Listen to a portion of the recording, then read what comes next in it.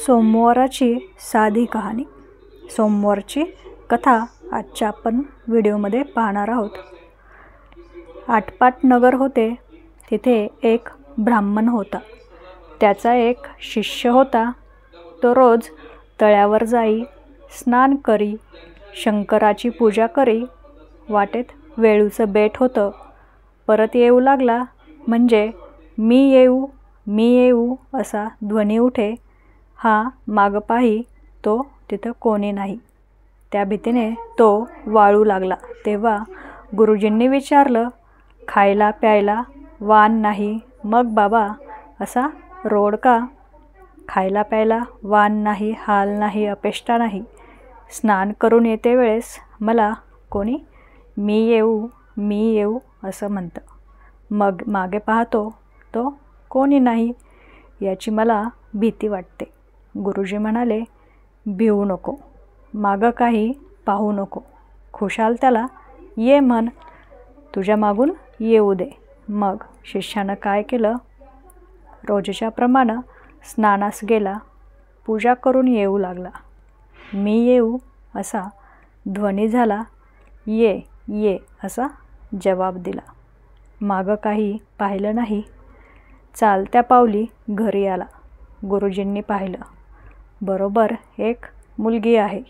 त्या दोघांचं लगीन लावलं. त्यांना एक घर दिलं.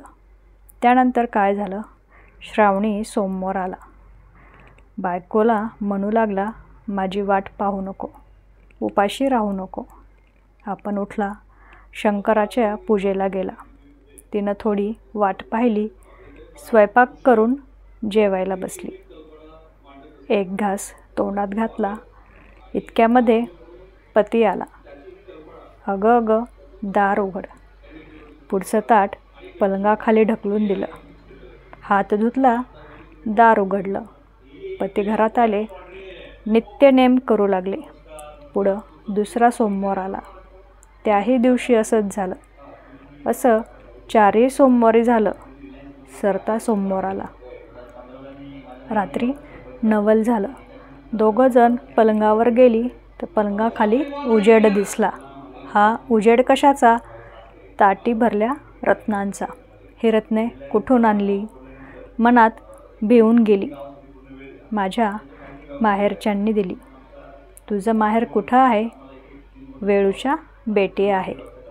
मला तिथं घेऊन चल असं पतीने म्हटलं. पतीसह चालली. मणी शंकराची प्रार्थना केली. मला अर्धघटकेचं माहेर दे. तो वेळूचं बेट आलं. मोठा एक वाडा आला. कोणी म्हणे माझा मेहुणा आला, कोणी म्हणे माझा जावई आला, तर कोणी म्हणे नणंद आली, कोणी म्हणे माझी बहीण आली. दासी बटकी राबता आहेत. शिपाई पहारा करता आहेत. बसायला पाट दिला. भोजनाचा थाट केला. जेवण झाली. सासू सासऱ्यांची आज्ञा घेतली. घरी परतली.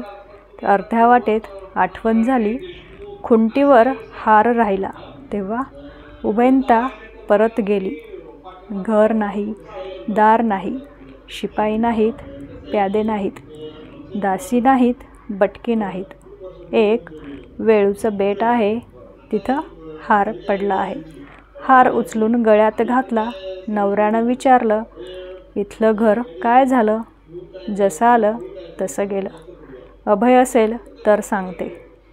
4 सोमवारी हाक ऐकली. जेवती ताटं ढकलून दिली. रत्नांनी भरली, सोन्यांची झाली. ती मला देवांनी दिली. आपण विचारू लागला तेव्हा भिवून गेले. माहेरचं म्हणून सांगितलं. शंकराची प्रार्थना केली. अर्धघटकेचं माहेर मागितलं. त्यांनी तुमची खात्री केली. माझी इच्छा परिपूर्ण झाली. जसा त्यांना शंकर पावला तसा तुम्हा आम्हा पाव. ही 60 उत्तराची कहाणी 5 उत्तरी सुफळ संपूर्ण. धन्यवाद.